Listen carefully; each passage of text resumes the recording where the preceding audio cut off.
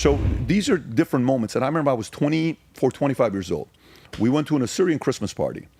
It's December 24th Eve. We're there, family I love, but we're at this party. And my dad is there. I'm a nobody at this time, 24 years old. I'm in debt $49,000. Just got out of an ugly relationship. Girl I'm going to marry, didn't work out. I lost my expedition. I'm driving a Ford Focus right now. I barely fit in this Ford Focus. I was big in the Hollywood scene, big in the Vegas scene. I used to go to Pimps and Hoes. I used to go to Garden of Eden, Century Club, Dublin's. I'm that guy. You want to party with me? You want to go out with me? And have boom, rock bottom. No one wants to party with me. I don't have money for no. Ladies' night, I got nothing going on for myself right now financially. So we go out, and my dad's having heart attacks. And this one guy at this Christmas party disrespects my dad and makes a condescending comment that, by the way, it was so innocent, it's not even funny. It was so innocent, what he says to my dad. But you said it in front of me. And I took it as, I've given you permission to talk to my dad in front of me that way, and that's my fault. I said, no problem. May I ask what he said? I don't want to say it because he's going to know who he is. I've never disclosed it. He knows who this... If we beep it, so I could just be... Gotcha. I'll tell you privately when the camera's off. So anyway, so this guy says what he says, and then, you know, I look at him, and I'm just fuming. I'm on fire inside, and I'm holding myself. I said, Pop, Dad, we got to go. He says, Mumarid. I said, I'm not staying here. We got to go. No, you're here with me. I'm your dad. I said, no, I'm the driver. We're going home. And let me tell you, I'm not coming. We got to go. We're not staying here. So we're getting into, you know how you're uncomfortable. You don't want people to know you're arguing. I said, I'm telling you, we're leaving. I'm telling you right now, we're leaving. We get in the car. Most uncomfortable walk, telling me, who do you think you are? You're in front of my family. Why are you doing this kind of stuff? I said, no one is going to disrespect you ever again. I said, I'm going to make a promise to you right now. The world is going to know your last name and how incredible of a father you've been to me. They're going to have to kill me. They're going to know who you are. Done. We're in the car for 30 minutes from Glendale to Granada Hills. We're fighting. 30 minutes. I call Paulette, my sister. She comes to the house. And I call Siomak, her husband, saint of a guy, love the guy. They got 2 beautiful kids. They're not living here. They moved here from LA. And I sit them down and say, guys, I don't know what's going to happen. The world's going to know our last name. And by the way, at this point of the game, I'm a regular guy. The next day, I'm going 100 hours a week. It's game over. Call my buddies. My dad had also gone out of the hospital a couple months prior to that, UCLA Medical Center with a big heart attack. Don't call me to go to the clubs. I'm not going to the clubs. Don't call me to do anything. I call my girlfriend at the time and I say, hey, I'm not interested in anything. You coming in a birthday suit? Not interested. I don't believe you. She comes in. Not interested. I go 17 months with no sex. That was my biggest addiction. That was my God. My God was women. My God was nightlife. My God was that. That's my audience. That's my crew. I was from that side. And I put my head down January 21st, 2004, I want to say. I give my life to Christ. I go to church sitting front row. 17 months done, focused. Friday nights, Bible study, 6 o'clock to 2 o'clock in the morning, every other Friday night at Pasadena with Paz-Naz, this pastor called Mano, and we're talking about philosophy. And I'm still an atheist, but I'm debating him. There's no way in the world if Jesus this, and what about this? And they use it because people were so naive and innocent back in the days, and they didn't know what it was. It was so easy to use fear again, control them, and they were doing this. And you know what they were doing? Today, you can't get away with that. This is why there's so many more atheists today, because they're being exposed. Christians are, I'm having these types of conversations with them. Can right? I pause you right there? Because there's a lot of men that are in the same boat that you were there. And this is a huge pivotal moment for you, because I believe this, you either worship a God or you worship yourself.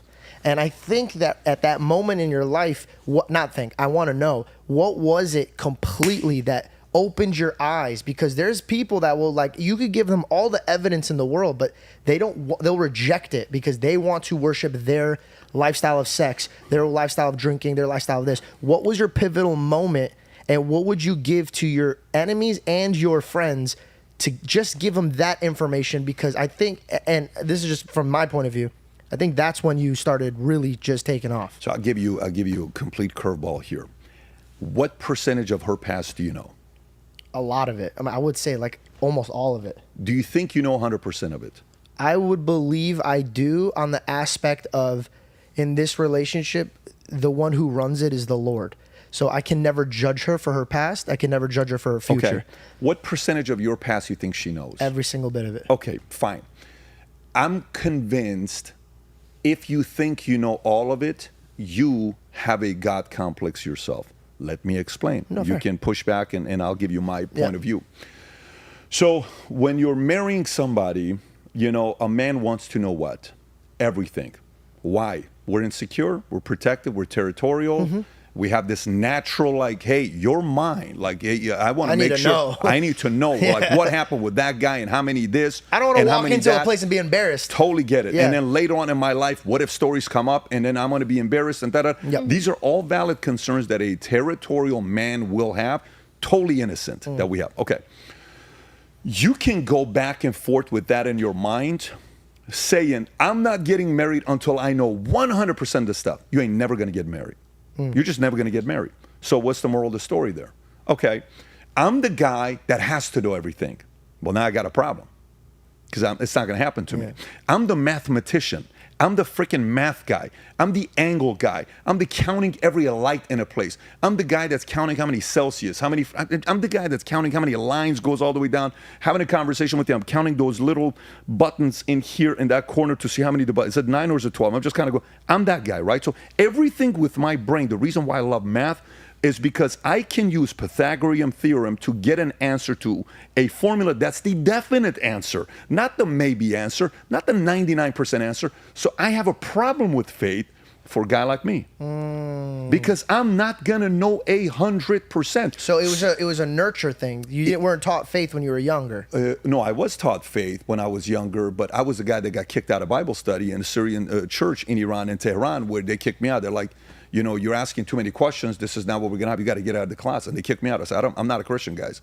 Told my mom and dad they were disappointed. I said, listen, I'm not going to go believe in this God that if he loves us so much, why are we getting bombed so many times? Why we get bombed 160 sometimes in a single day? Yeah, I'm not good with this. I don't believe God exists. All these people are dying for what? Over what? What are we dying over?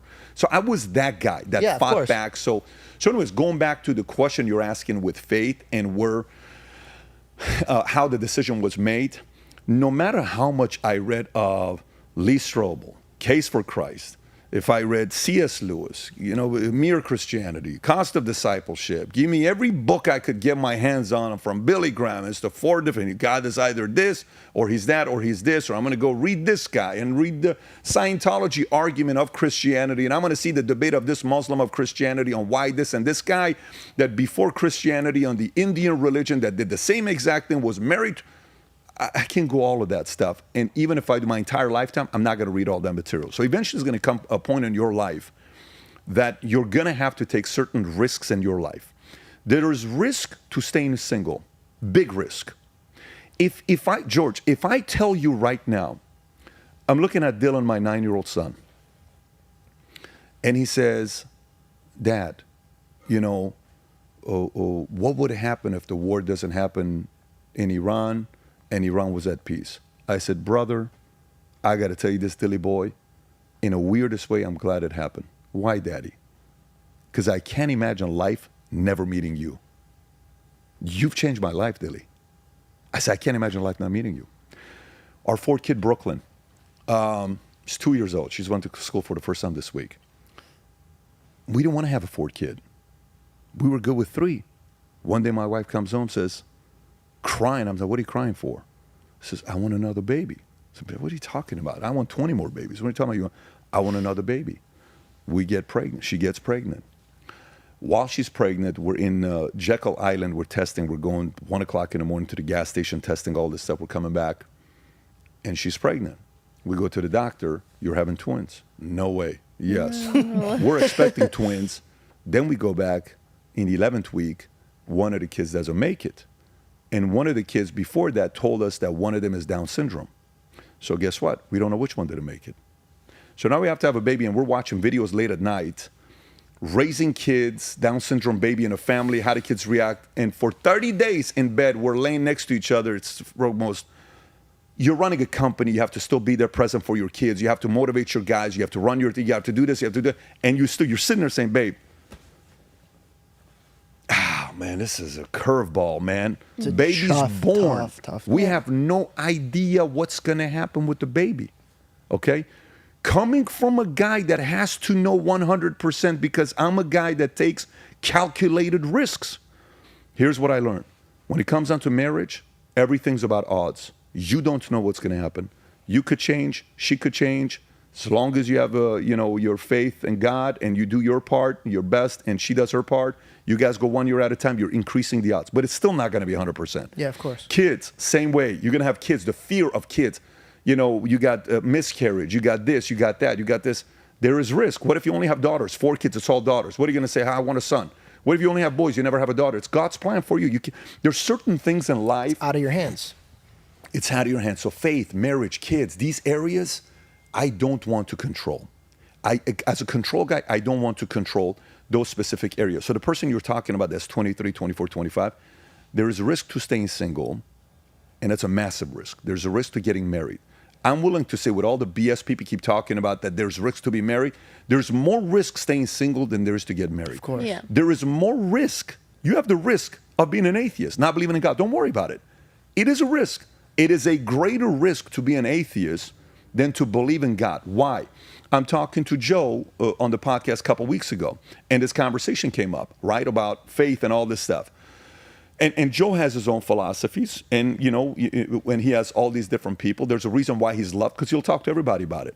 I said, look, right now with what's going on, you know who the establishment, people of power hate historically? Guess who they've hated?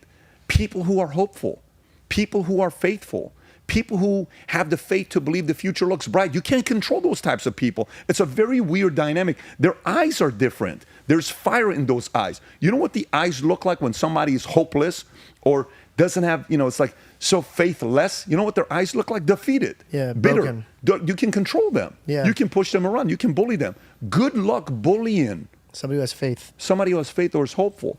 So to me, the 24, 25 years old, when circling back to the whole choose your enemies wisely, when I saw that opportunity, when I saw what it did to my belly, and I noticed that fire didn't go away, because a lot of times you'll get a motivational speech from a conference, you're motivated for 3 days, and in 3 days you're like, dude, I forgot, life sucks. And then, but this one, this enemy, brother, I'm 44, that was 23, 21 years ago. The level of fire I have today is 10 times more than it was then, and I was a lot.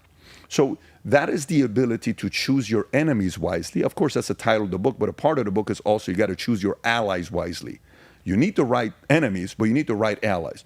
My allies I need is the man upstairs. That's the ultimate ally I need. Amen. I got a few other allies that I need to have, but a person with the right enemy, sometimes we'll disclose it to people, sometimes we will not.